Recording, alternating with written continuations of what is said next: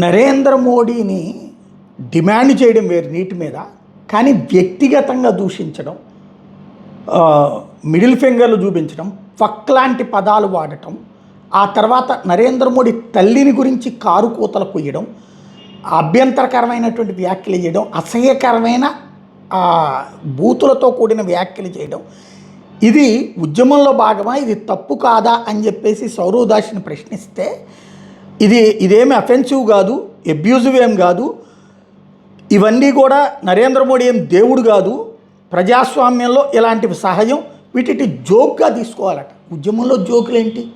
ఉద్యమం అంటే జోకా, కామెడీనా? లేకపోతే ఇదే మొక్కని వీళ్ళమ్మనో వీళ్ళ నాన్నో అంటే ఒప్పుకుంటారా? అప్పుడేమంటారు? అసభ్య పదజాలం అంటారు. అదే స్పెషల్. कुछ obscene बातें कही गई हैं, ऐसी बातें कही गई हैं जो नहीं कहनी चाहिए.